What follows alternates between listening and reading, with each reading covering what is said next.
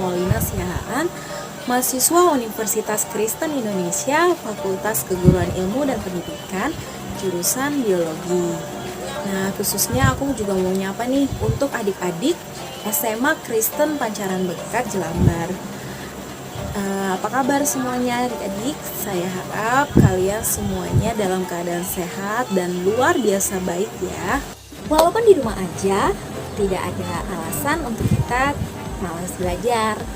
Memang kita sangat rindu belajar di sekolah, langsung bertemu dengan guru, dan bertemu dengan teman-teman. Mungkin saat ini kalian ada yang merasa penat, tapi nggak apa-apa.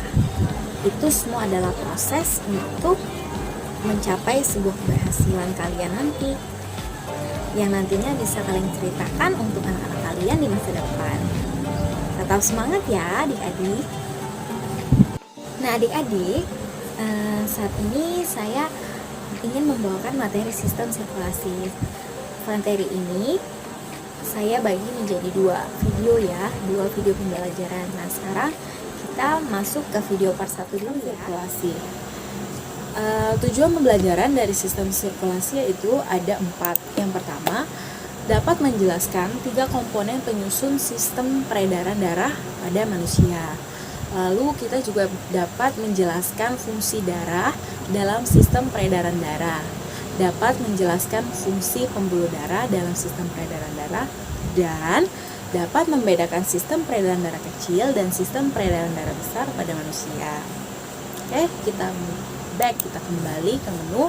Sekarang kita masuk ke peta konsep.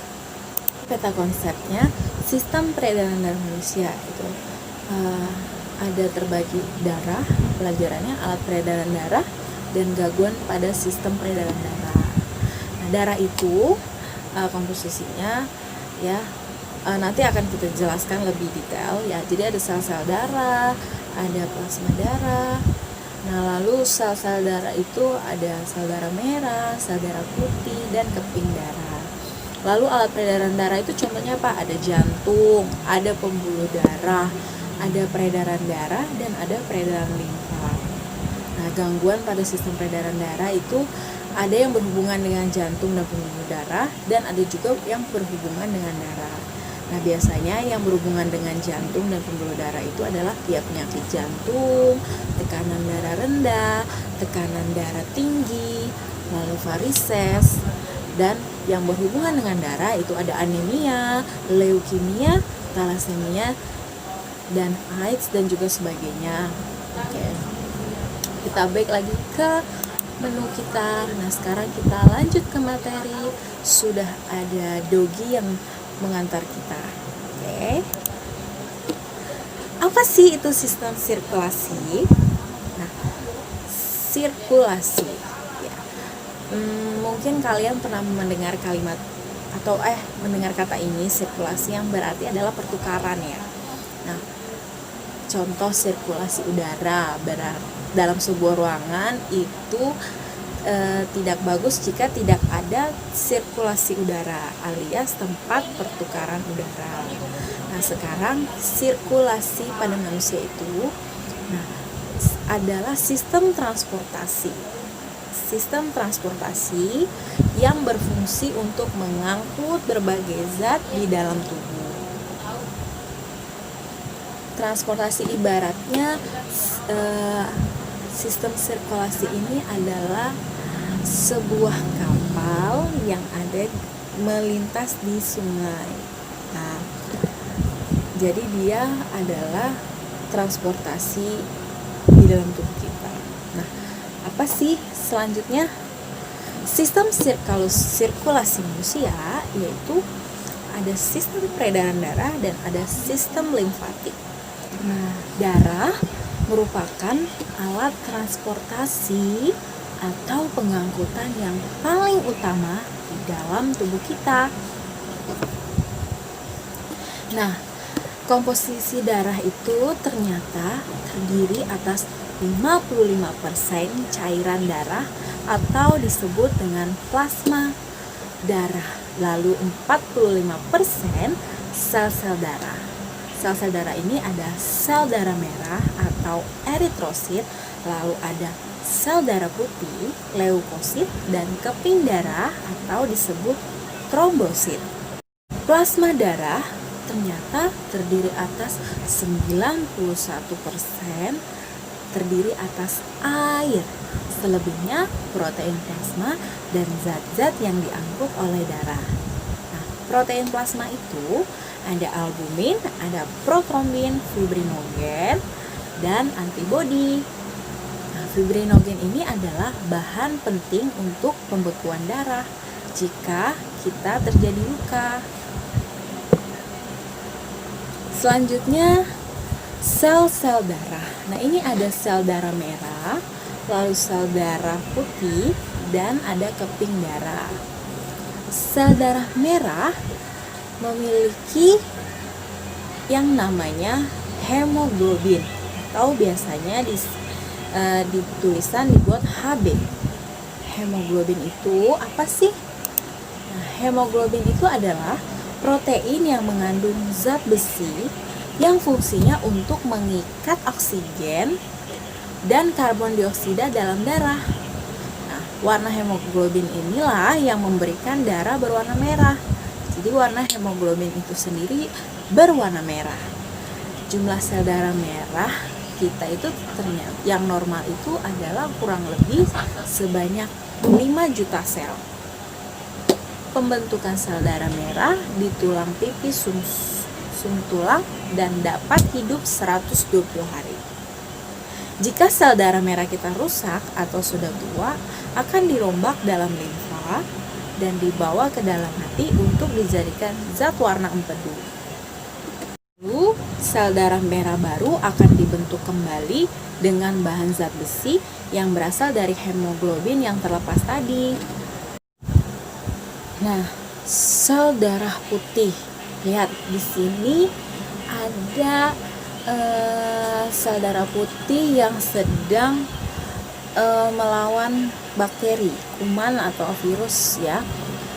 Jadi sel darah putih itu adalah yang menjaga tubuh kita. Nah, dia itu sel darah putih itu bentuknya tidak teratur atau tidak tetap. Nah, kalau sel darah merah ini kan dia bentuknya tetap tuh, seperti ini semua. Nah, seperti ini. Tapi kalau sel darah putih dia bentuknya tidak tetap, tidak teratur. Ada seperti geradakan gitu di sini. Nah, kalau di dalam keping darah ini ya, kalau keping darah di sini dia lihat perbedaannya. Dia memiliki trombokinase.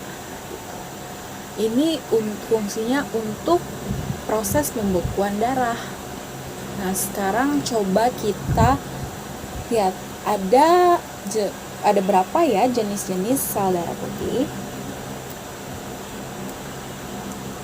Nah, jenis-jenis darah putih yaitu ada neutropil, ada eosinofil, basofil, monosit, dan limfosit. Sel darah putih ini secara normal jumlah selnya itu pada tubuh kita kurang lebih sekitar 8.000 pada tiap 1 mm kubik darah. Sel darah putih hanya hidup selama 12-13 hari. Fungsinya itu ya untuk pertahanan tubuh dari serangan penyakit. Jika tubuhmu terluka, jika ada luka, ada kuman yang masuk, sel-sel darah putih inilah yang akan menyerang atau memakan kuman-kuman tersebut. Nah, baik sekali ya sel darah putih ini. Nah, selanjutnya yaitu trombokinase yang ada di dalam keping darah. Nah, keping darah ini kan berbentuknya tadi bulat ya, bulat atau lonjong. Lalu ukuran keping darah ini lebih kecil dari sel darah merah. Jumlahnya kurang lebih itu ada 300.000 pada tiap 1 mm kubik darah, dan hidupnya itu sangat singkat loh. Hidupnya itu hanya 8 hari. Nah, trombokinase ini ada namanya trombin. Trombin ini diperlukan untuk mengubah fibrinogen menjadi benang-benang fibrin. Luka akan ditutup oleh benang fibrin yang berupa benang-benang halus sehingga darah berhenti keluar. Nah, kalau kalian ingat waktu kecil kalian pernah jatuh, biasanya di dengkul atau di siku, misalnya jatuh main sepeda atau jatuh dari tangga atau kepleset, kalau ada luka seperti gambar ini, nah itu kan nanti dia kalau luka berdarah, abis itu loh kok bisa berhenti tiba-tiba gitu kan. Nah, itu karena adanya fibrinogen yang berupa benang-benang halus sehingga darah berhenti keluar. Bagaimana sih pembentukannya? Nah, ini pembentukan benang fibrin. Kalian luka, lalu trombosit pecah dan mengeluarkan yang bernama trombokinase yang dibantu oleh ion Ca+. Dan bisa mengaktifkan protombin. Protombin ini menjadi trombin dibantu lagi oleh ion Ca+ dan mengaktifkan fibrinogen dan akhirnya menjadi benang fibrin sehingga luka bisa tertutup seperti itu. Nah, fungsi-fungsi darah. Nah, yang pertama itu ada mengangkut sari-sari makanan. Lihat, di sini ada seseorang ya mau makan. Nah, yang kalian makan itu nanti akan berubah menjadi sari-sari makanan dan akan diedarkan oleh darah ke seluruh tubuh, yaitu oleh siapa? Oleh si plasma darah. Jadi plasma darah ini yang mengangkut sari-sari makanan. Lalu fungsi darah berikutnya kita lihat, yaitu mengangkut oksigen dari paru-paru ya, serta mengedarkannya ke seluruh tubuh dan juga mengambil karbon dioksida dari seluruh tubuh untuk dibawa ke paru-paru. Nah, yang mengangkut oksigen ini bagiannya si sel darah merah. Lalu fungsi darah selanjutnya yaitu bisa mengangkut hormon. Jadi bisa mengangkut hormon dari pusat produksi hormon ke tempat tujuannya di dalam tubuh. Yang berperan di sini yaitu adalah plasma darah. Fungsi darah selanjutnya yaitu mengangkut sisa metabolisme tubuh, ya, sisa metabolisme sel untuk dibuang ke ginjal. Yang berperan di sini adalah plasma darah. Lalu selanjutnya apalagi yaitu fungsi darah. Fungsi darah selanjutnya yaitu bisa membunuh kuman. Nah, yang membunuh kuman ini adalah sel darah putih. Dia adalah antibodi tubuh kita. Dia bisa membunuh kuman dan yang berperan ini leukosit alias sel darah putih. Sel darah putih itu bisa membunuh kuman yang masuk ke dalam tubuh, gitu. Selain itu juga karena ada sel darah putih yang menjaga tubuh kita, misalnya kita terluka, ya, sel darah putih juga kan kalau ini terbuka berarti kalau ada udara yang melewati kulit kita ternyata membawa bakteri, itu kan bisa bahaya untuk tubuh. Nah, sel darah putih ini yang membunuh kuman-kuman tersebut supaya tidak boleh masuk. Lalu nanti ada benang-benang fibrinogen yang menutup luka kita sehingga darah kita berhenti keluar dan lama-lama jaringan kulit kita tertutup dan akan membaik. Lalu kita masuk ke golongan darah. Golongan darah manusia itu yaitu ada golongan darah A, lalu ada golongan darah B, O, dan AB. Nah, sini saya mau jelasin. Sistem penggolongan darah ini banyak digunakan yaitu adalah sistem ABO. Nah, golongan darah menjadi dibagi menjadi 4 ya, yaitu ada golongan darah A, B, O, dan AB. Golongan darah A ini mengandung aglutinogen A, maka dia disebut bergolongan darah A. Ya, maka disebut golongan darah A. Lalu darah yang mengandung aglutinogen B, dia disebut golongan darah B. Lalu golongan darah O itu tidak mengandung aglutinogen A maupun aglutinogen B.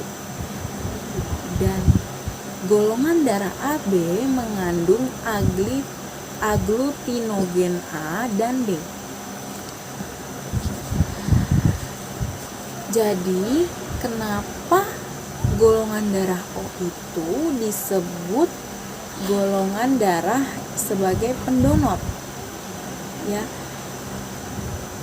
golongan darah ini kan sangat penting untuk transfusi darah. Misalnya ada orang butuh darah ya. Jika seseorang mendapatkan transfusi darah yang golongan darahnya berbeda, hal ini bisa menimbulkan bahaya. Karena hal tersebut bisa menyebabkan terjadinya pembekuan atau penggumpalan darah. Beginilah nasib Badriah, warga desa Gulumpang, Sulutimu, Kecamatan Dewantara, Aceh Utara. Sekarang ia hanya bisa terbaring lemah di tempat tidur. Kondisinya bermula sejak 29 Februari lalu. Karena diabetes, Badriah dirawat di Rumah Sakit Arun Lok Sumawe. Untuk menstabilkan kondisi tubuh, ia harus menerima transfusi.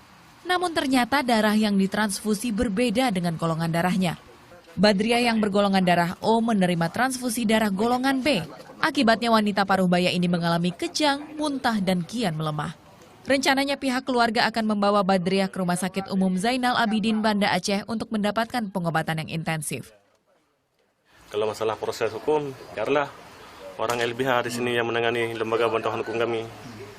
Kondisi sekarang gimana, Pak? Kondisi Lalu selanjutnya jantung.